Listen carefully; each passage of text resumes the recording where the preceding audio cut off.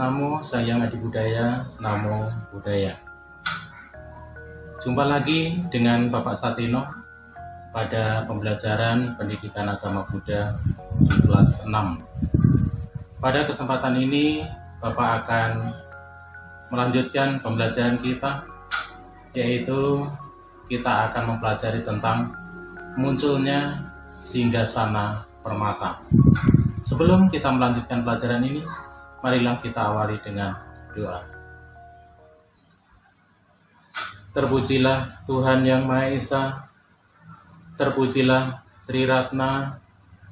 Dengan ini saya berdoa, semoga saya dapat belajar dengan baik dan benar, untuk menjadi anak yang pandai dan berbudi pekerti luhur.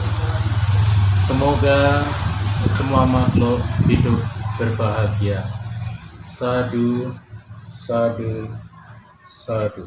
Seluruh peserta didik yang Bapak banggakan, pada pertemuan yang lalu kita sudah membahas tentang menerima persembahan nasi suci dari Sujata. Nah, pada kali ini kita akan melanjutkan pelajaran, yaitu dengan judul munculnya Singgasana Permata. Seluruh peserta didik, setelah menerima dana nasi susu dari Sujata, Pertapagotama kemudian pergi menuju ke hutan Sala di tepi sungai Neranjara. Di sana, ia beristirahat sejenak dan melewati sisa hari itu di bawah naungan rindang sebatang pohon Sala sambil berkonsentrasi dalam meditasi dan menggunakan objek Anapanasati Bawana atau objek keluar masuknya nafas.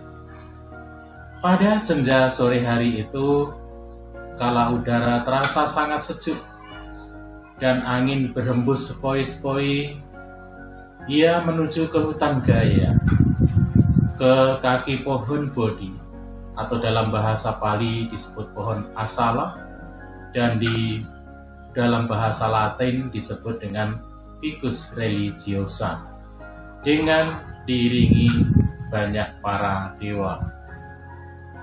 Dalam perjalanan, Pertapagotama bertemu dengan seorang pemotong rumput, yaitu yang bernama Sotia, yang tengah datang dari arah yang berlawanan seraya memikul rumput.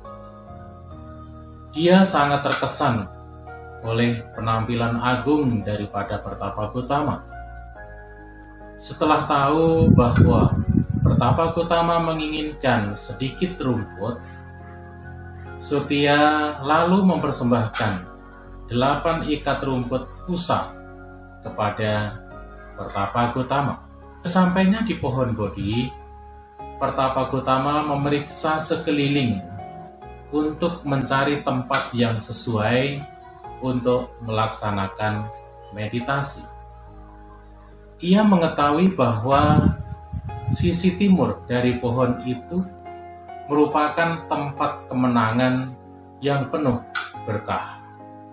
Kemudian, tepat ketika ia menghamparkan ke-8 ikat rumput itu sebagai alas duduk, rumput itu berubah menjadi tahta permata yang lebar dengan ukuran sampai mencapai 16 lengan. Kemudian, peserta didik yang Bapak banggakan, setelah Pertapagotama duduk bersila dengan menghadap ke arah timur, pada tahta permata di bawah pohon Bodhi tersebut, ia menyatakan tekadnya yang bulat. Dengan aditana, dengan tekad yang bulat, maka Pertapagotama mengucapkan tekadnya atau mengucapkan ikrar, atau bisa dikatakan mengucapkan sebuah sumpah, ya, atau ikrar, janji. Nah, apakah janji yang diucapkan oleh Pertapagotama pada saat itu? Sebagai berikut.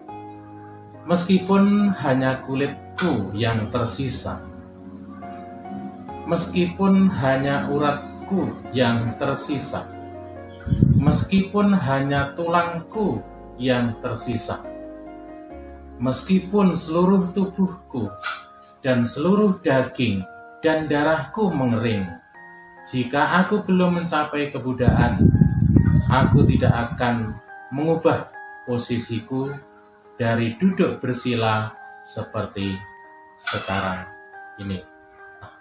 Itulah tekad yang sangat luar biasa yang disampaikan oleh Pertapa Gautama. Ya, jadi tekad tersebut juga disaksikan oleh para dewa dan Brahma yang saat itu juga mengelilingi pohon Bodhi.